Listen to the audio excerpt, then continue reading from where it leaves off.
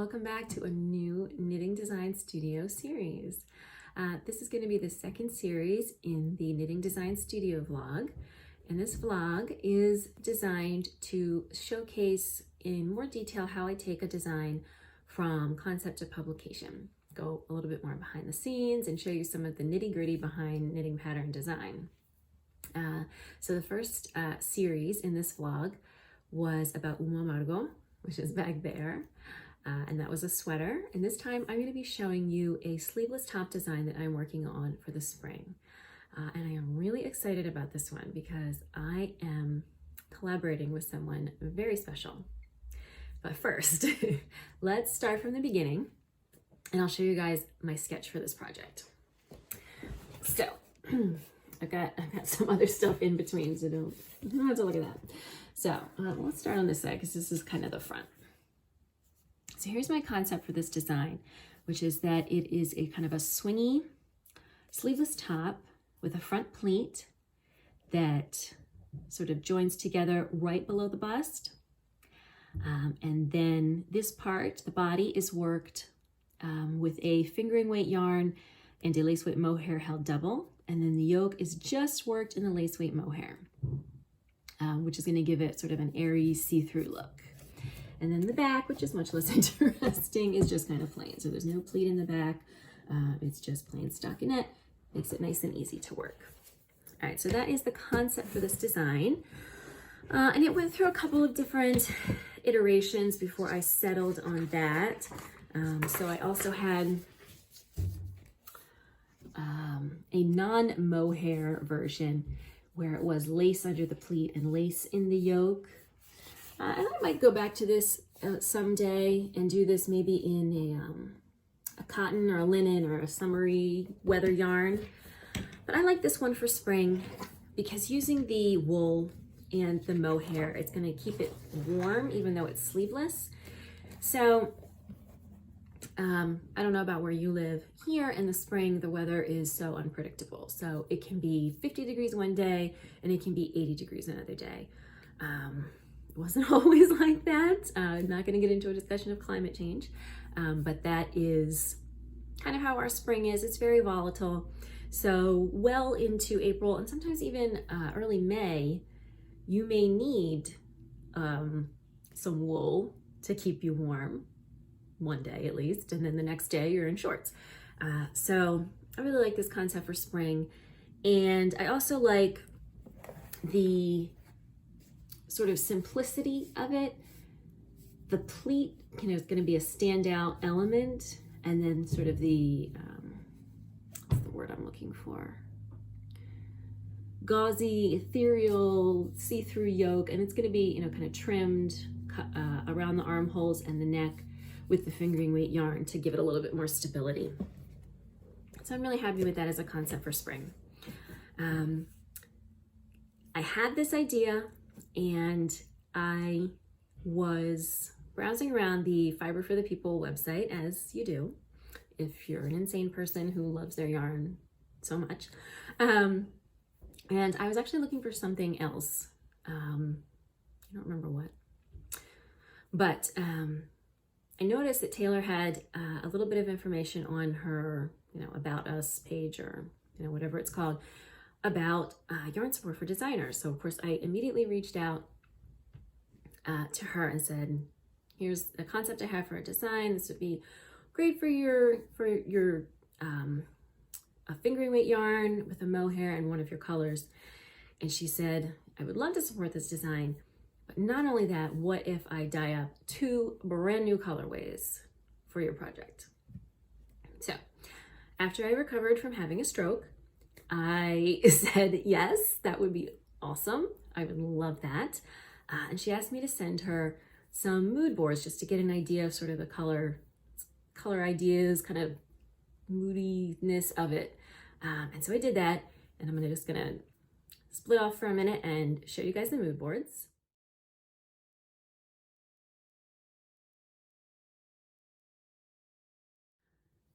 So those are the mood boards that I sent her, and I'm so excited to show you guys the colors that she sent back to me, which are absolutely stunning, 1, and 2, just a perfect perfect interpretation of these mood boards.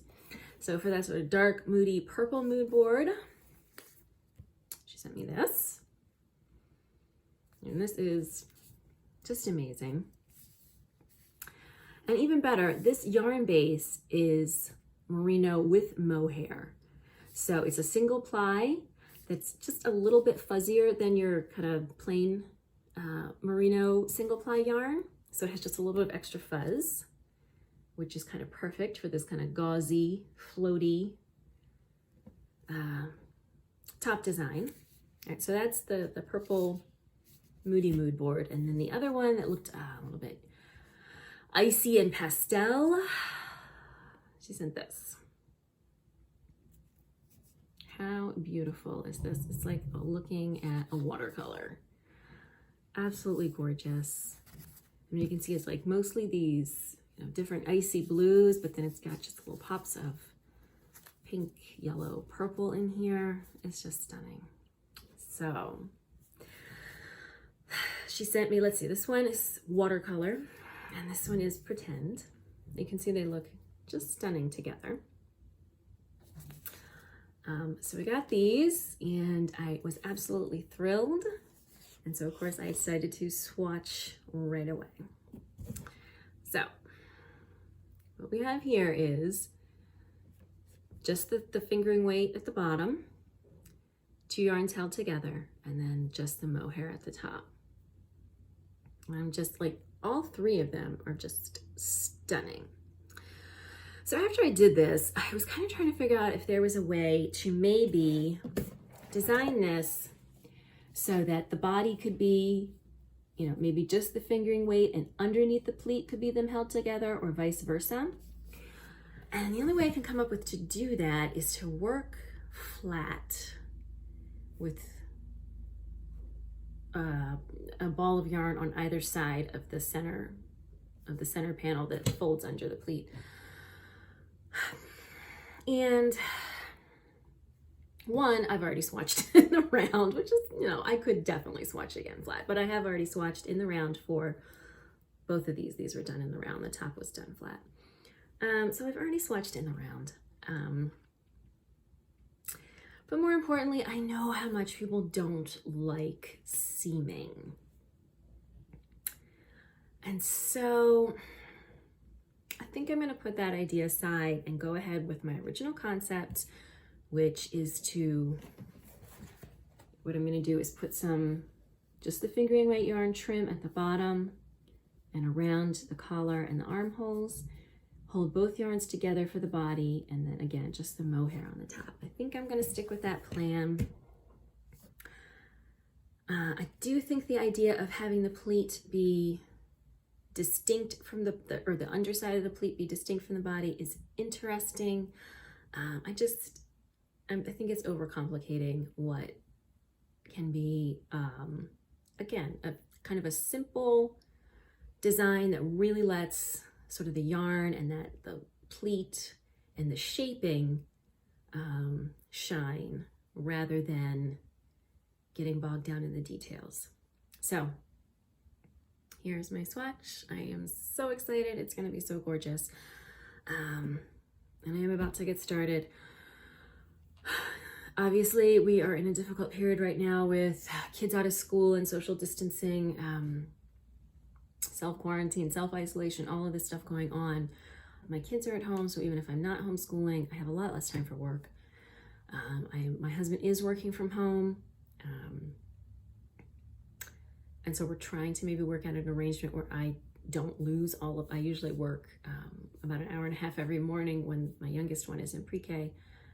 I'm trying not to lose that time. There's the youngest one now. I'm really hoping not to lose that time. But it's kind of like all of a sudden I have gone from, yes, stay-at-home mom who also works at home and has someone else teach her kids, to full-time caregiver, part-time homeschooler, and losing all of my work hours.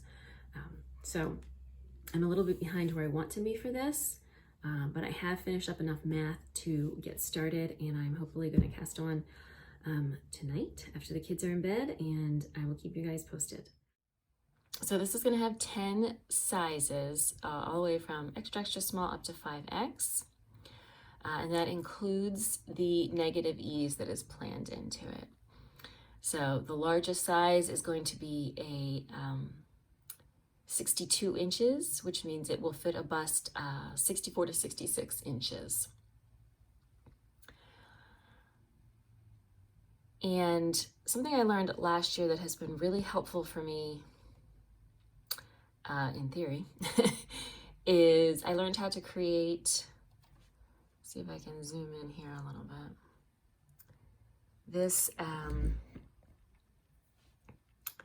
series of numbers. So this is how, if you're familiar, I assume, with knitting patterns, the numbers are presented in the pattern itself. And so I learned last year on a random Ravelry thread how to get it to do this in Excel, to create this string, and then how to link my Excel spreadsheet to the pattern. It just has a placeholder photo, so that I can put these numbers directly in there. And you can see if I click on it, it gives me an option to update the link. Now those numbers haven't changed, so obviously nothing changed. But if it were to change, what happens is when I open the pattern file, it asks if I want to update it. And this helps me to avoid a problem where I will change something in my spreadsheet and then forget to go back and change it in the pattern. And when I do that, I end up being charged lots of extra money by my tech editor who can't figure out where my numbers came from.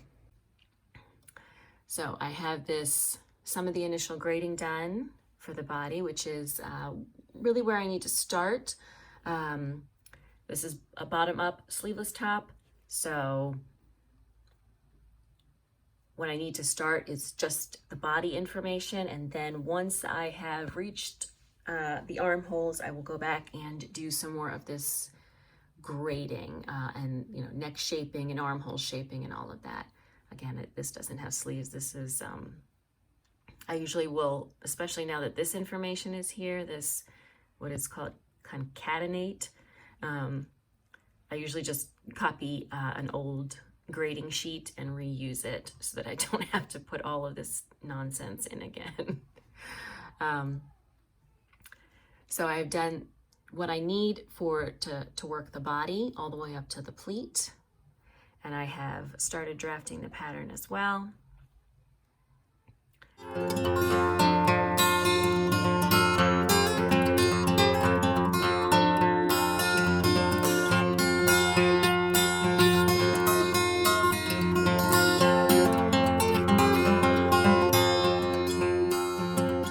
Times what I'm going to do is go in and write a lot of the text first. Some things are, you know how they're going to look. If you're working the body of a sweater, you're increasing,